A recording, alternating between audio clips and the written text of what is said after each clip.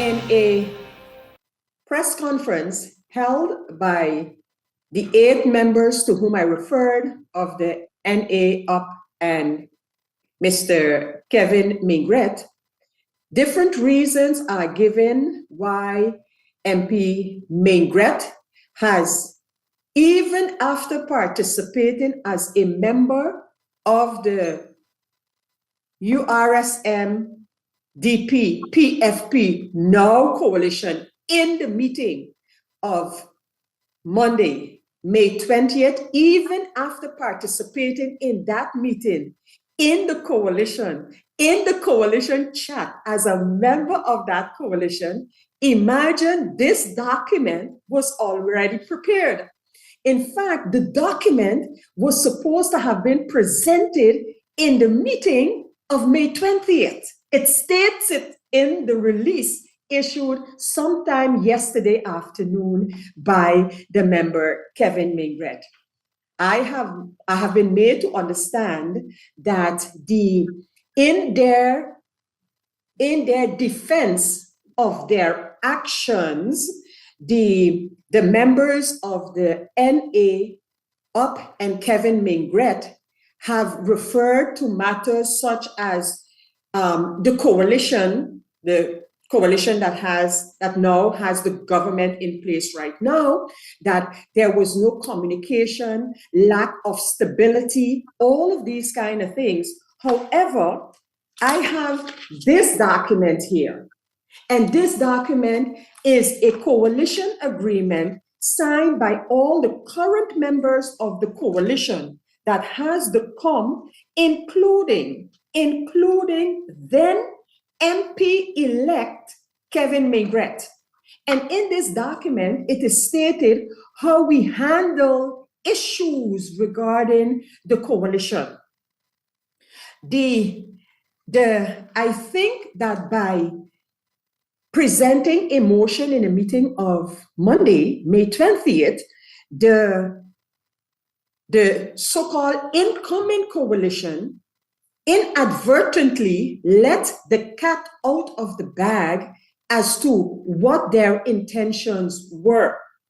In fact, when I referred earlier to the tearing of our democratic fabric, I need you to know that while several of us, including myself, were on parliamentary business in Paraguay, the members here who now are forming a new coalition actually tried for meetings to be held of parliament without the president of parliament being present.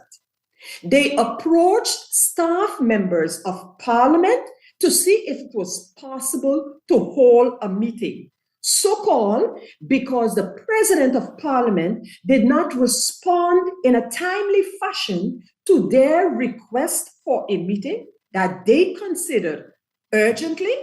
And I don't know where they get the period of 2 times 24 hours from within, according to them, a meeting should be called. And so, putting everything together now, this was a scheming that has been taking place for a while now. And the UP-NA combination, a former opposition combination, has not let any stone unturned to lure one or more members from the URSM DPPFP Now coalition from luring them to their side. And so I want to ask something that I ask every time it is being mentioned, that the outgoing, so the former government that boasts of having been a government in office for more than 4 years. And my answer to that has always been, and at what cost to the people of St. Martin was that achieved? Even with the short time in office of the Marcelina cabinet, it is evident that the picture that has been painted and presented to the people of St. Martin regarding the state of the government on St. Martin, that picture has been a camouflage of the reality of what we are facing today. It is unfortunate that with total disregard for the critical times in which this country finds itself at this time, that you have a group of members of parliament who, I want to repeat, left no stone unturned, including lying to the member Maigret about other members having joined with them, and thus, in his own interest, it would have been the best thing to do to join. And so MP Maigret signed off so-called on that premise of others joining with them to form the next government for St. Martin.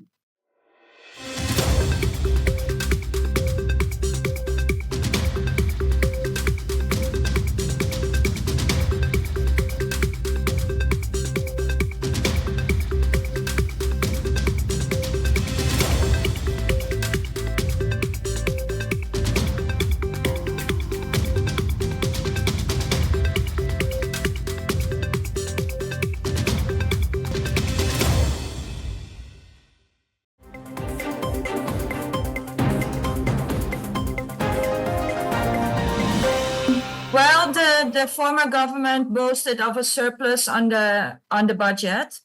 It now turns out that several companies, suppliers to several ministries, have not been paid. So, to give you, it will result. The result will be. We will see the consequences of that in the near future. But to give you one example is typical the marketplace. The minister decided to have someone draw up a new marketplace. That was not done through a tender. So you had Dam Caribbean that had designed the first marketplace, and then somebody is contracted orally, not even in writing, to make a new drawing of a new marketplace, and that person has not been paid. So they now come to the new government, this sitting government, to collect their money.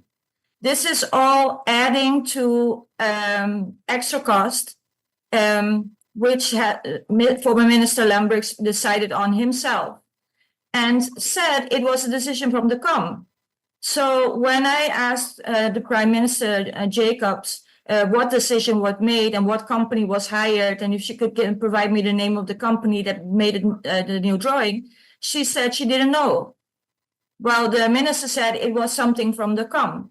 So my question is, how can a budget be passed if there's all these underlying issues? Because I'm just mentioning one, but there's also issues at Veromi, at Ministry of Education, Ministry of Finance, the collection of fees, which is all based on contracts given orally to companies that have not been paid, and people have to supply materials and are withholding those materials because they didn't get paid. We are now seeing the price tag of 4 years of a stable government. Cover it up and govern. Cover it up and govern. That's what we are seeing today. And those who were there, they know it. They know it better than anyone else. And hence that move for which they found a willing collaborator in the person of MP Maigret. But during a budget debate, there is no way of checking, like fact checking, or having another way of seeing that when the budget is presented in Parliament, that you come to know and come to know that there's companies behind that didn't have their pay cut.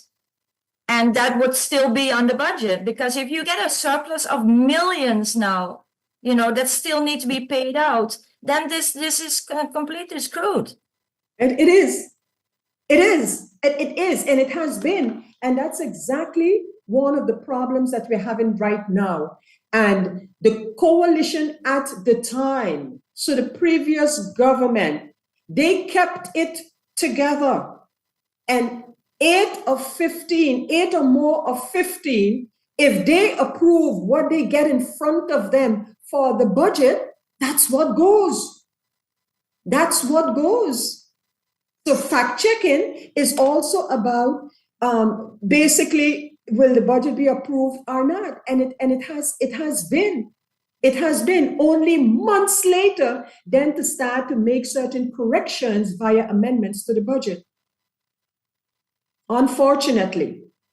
But Okay. yet today that same group are stating without batting an eye that all that they're doing right now is about creating a stable government for St. Martin, the way that they have done it for 4 years.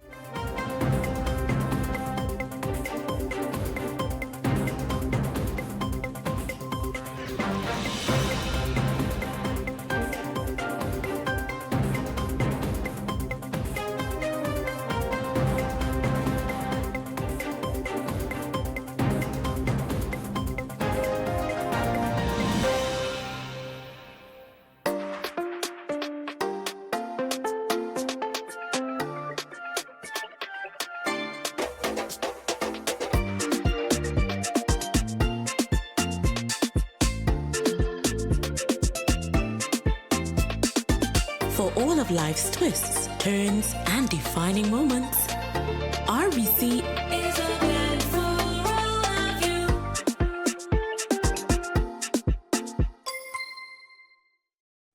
SXM, your social and health insurance. SXM,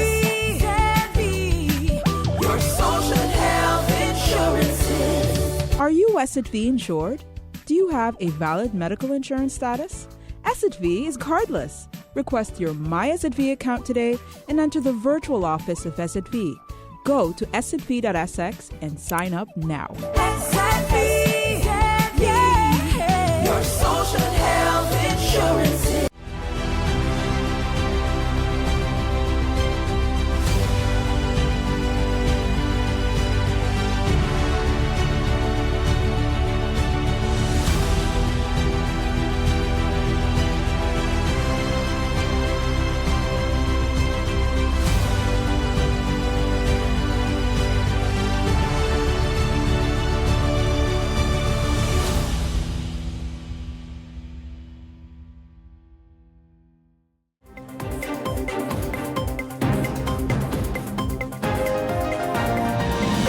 In addition, there were several unpaid bills to third parties, which were micro and small businesses right here in St. Martin, the very ones that the previous government claimed to be working for.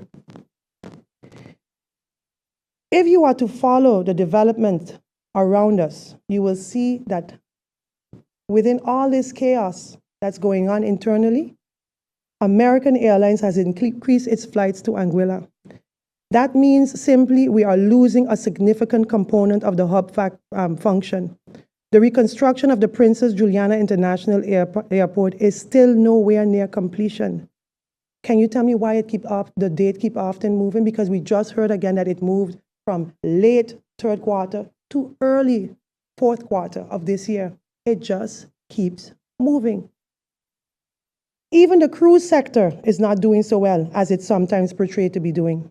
St. Kitts and Antigua are giving us stiff competition, and we have done practically nothing in the 4 years to step up our game. We have an FCCA conference in October, hosted right here in St. Martin, which will attract international investors, which I ask myself, what are they thinking about us, about St. Martin? Would they still want to invest in our economy? At the end of the day, does the sabotagers even care?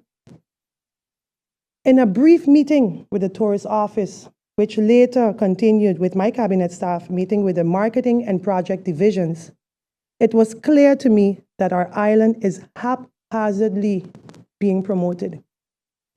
The funds are being fleeced, and this too has my utmost attention. We need to use the little we have efficiently, effectively, and most importantly, it needs to be used responsibly. And that is another thing I saw in my quick scans that's not being done. This, ladies and gentlemen, is probably the tip of the iceberg. I say that because to date, we work towards building our economy back. And we're still burdened with working on getting the necessary tools to get the job done. And I'm back to the civil servant. I implore you, St. Martin, to ask any civil servant that works in this main administration building, or even the several of them, those that are working in rental offices. And you will be told the stories of inoperable restrooms, kitchens, lack of basic sanitary products and office supplies, lack of, they also ask yourself, what is expected of our government? What is expected of we expect this government to run efficiently, but how are we to allow our civil servants to work in these conditions?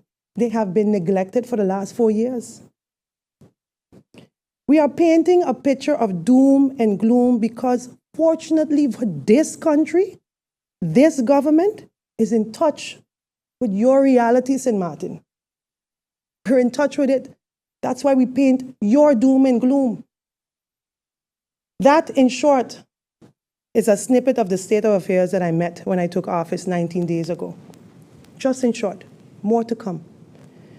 That is the reality of the former government that they did not want to come to light. And that is why this coalition is broken.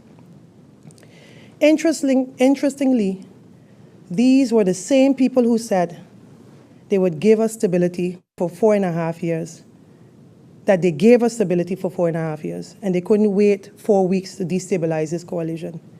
You cannot brag about stability and work day and night to sabotage the government. And let me quickly address the vote of non-confidence in my person as Minister of TIAT. Simple decency, fairness, and parliamentary decorum requires that when you table a motion of non-confidence in a minister, you would at least invite that minister in Parliament. I have only been in office 17 days when the then opposition, tabled a motion of no confidence in me. I was never invited to Parliament to answer any questions, never had the opportunity to even present my vision and plans to Parliament. The same people who promised a honeymoon period of 100 days could hardly wait 100 hours before destabilizing the government.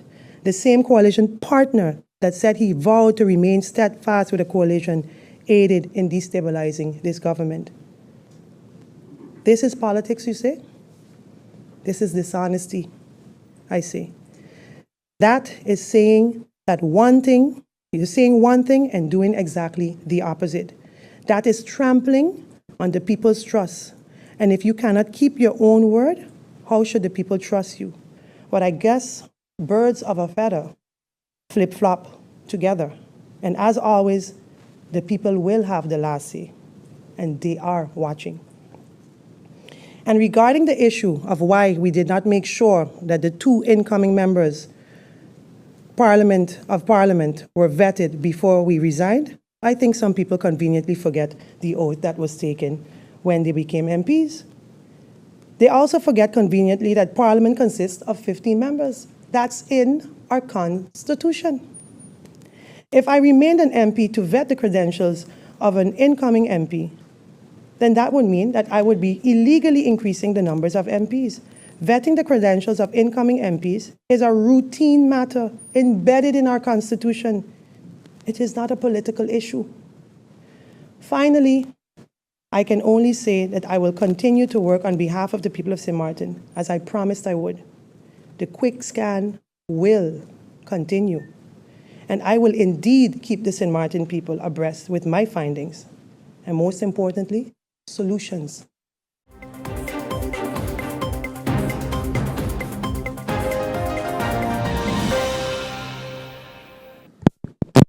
State of Affairs of VSR.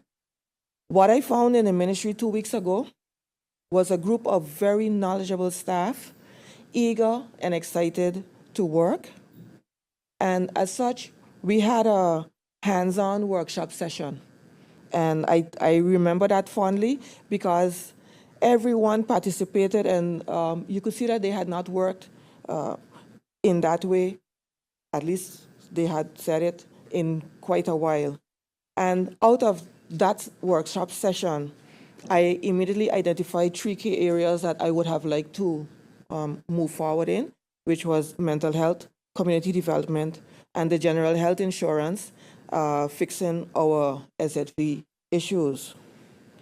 I also found in my queue for decision making over 70 pieces of decisions in the minister's queue and more than 60 in the queue of the cabinet staff. So those were all decisions that were lying there, some even from as early as October 2023. Among those were some very important decisions, such as making it possible for new medical practitioners to practice in St. Martin. There were denials for social services and denials for work permits. They were never handled. Another point is the Mental Health Foundation, which I have discovered has been neglected, and no solution has been sought for the impasse between government, SZV, and the NRPB to make it possible to sign off on the funding for institutional strengthening of mental health on St. Martin, but also for the much needed construction of the new building that is so much deserved. I don't know how much the St. Martin population is aware of, but we keep saying that there are a lot of mental cases on the island. What I have discovered is that there are approximately 4,000 people on our island who are suffering from various levels of mental health issues on the island. That is an alarming number, and it is a cause that we need to do something for as soon as possible if we care about St. Martin. And just the lack of action in that area has been something that has been dear to my heart, and I would have liked to do something about that. Another project which has been stagnant for quite some time and which we receive funding for as well is the emergency shelter project. There was funding for 2 emergency shelters. However, due to the fact that nothing was done, the increasing cost of construction, we had to reduce 2 emergency shelters to now where it's just enough funding for 1. And even there, you see where a lack of just getting a building permit from a ministry that is your colleague, and a transfer of land to facilitate the construction, that has been what has been holding it back. I have seen where government has submitted a padded budget for 2024, which now results in VSR being asked to slash the 2024 budget by 4 million guilders to make it more realistic. I think that those are things that we should look at. And together with members of my cabinet, I was able to have marathon sessions with SZV last week, Monday, from 7:30 to 2 p.m. And then the PM and the Minister of Finance also met with SZV. And later, I met again with SZV on Saturday from 9 until 12:45. During these sessions, we learned a lot again.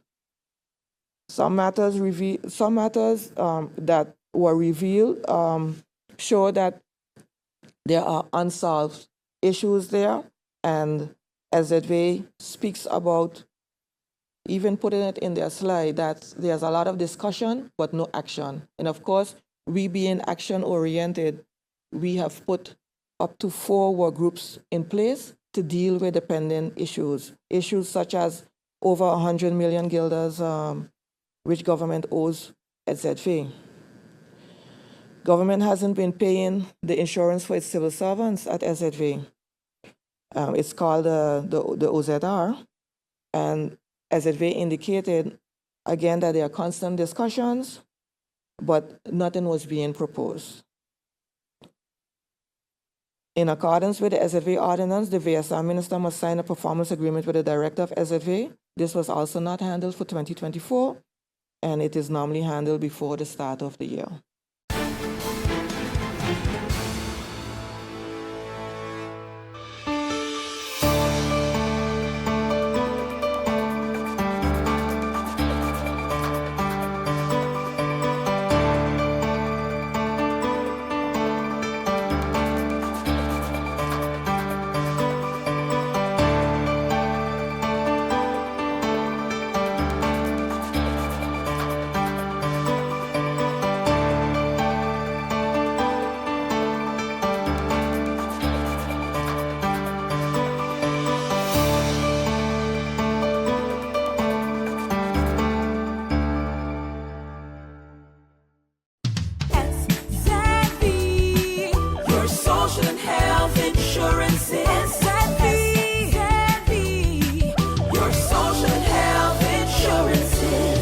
Are you SXM insured?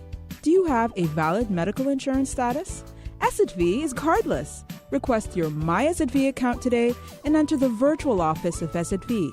Go to sxv.sx and sign up now. SXM, yeah. Your social health insurances.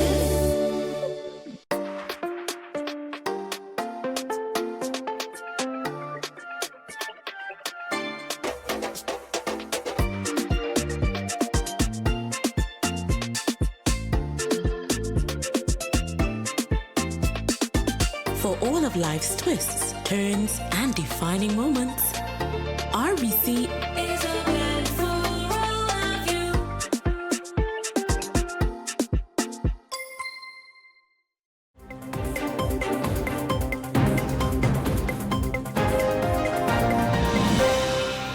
As the Minister of Finance, I approach this role with the utmost seriousness.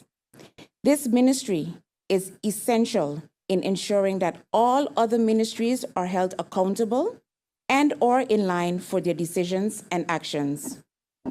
Initially, I aspired to be the voice of reason, the minister who would bring hope and articulate the vision of this coalition.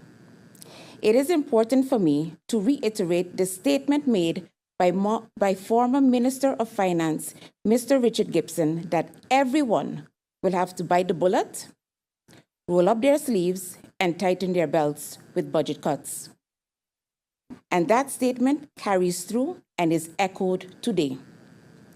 In spite of knowing this, I wanted to reassure you, the people of St. Martin, that this government, led by our Prime Minister, along with my colleague ministers, is dedicated to the well-being and progress of you, the people of St. Martin.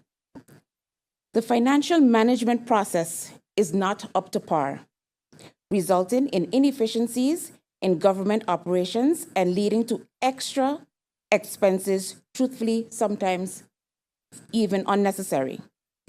Despite the picture painted of the 90 million guilders being allocated for investments, or as it was stated, the previous government left a robust coffer, the truth is, these funds cannot be used for key operational items needed to place the government in a solid financial position, covering monthly obligations and long outstanding debts.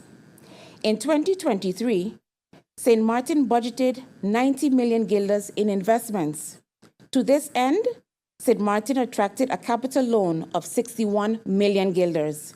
Partly due to the late adoption of the 2023 budget, St. Martin did not have the 61 million guilders until November 2023. I want to highlight the dedicated civil servants who, despite working with so little and under challenging conditions, are performing miracles.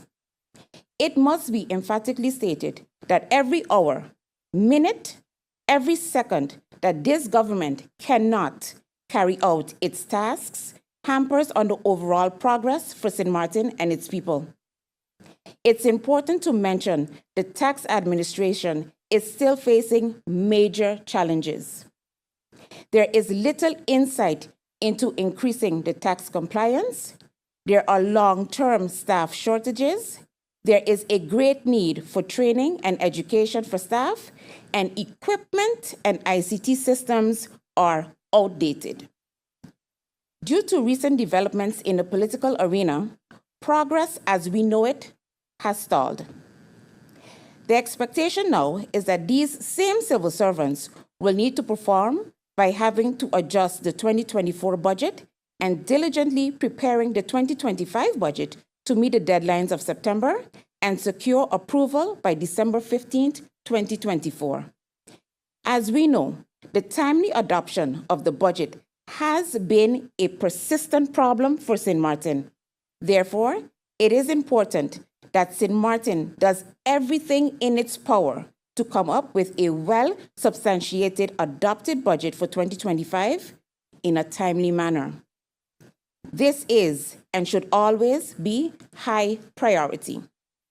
As Minister of Finance, I must address the current state of the 2024 budget, which became law as per May 14, 2024. It is anticipated that the advice from the CFT will reveal an overstatement of revenues by 22 million guilders. This revelation not only poses a challenge to the current fiscal year, but also delays the preparation of the 2025 budget. Our civil servants within all ministries will now be faced with addressing budget cuts across the board, such as the Winier shares and the tourist tax, which are currently unrealistic to achieve, given the progress of these initiatives. For instance, the inclusion of tourist tax revenue in the budget was premature for 2024 budget as well as the budget for 2023, as the necessary legislation had not yet been enacted. As Minister of Finance, it is crucial to address a significant matter affecting our dedicated civil servants. While it may be challenging to accept, the truth must prevail.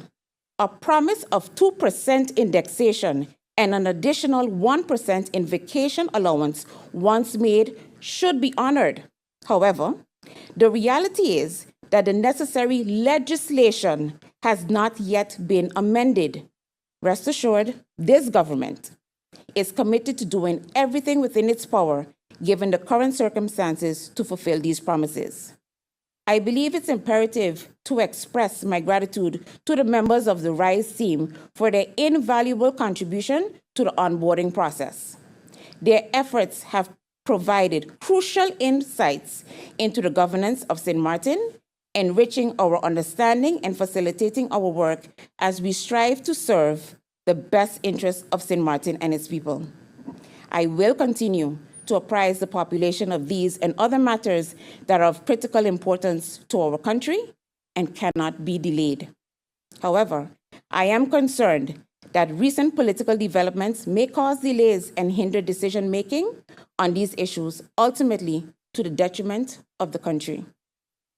The challenges for St. Martin are huge.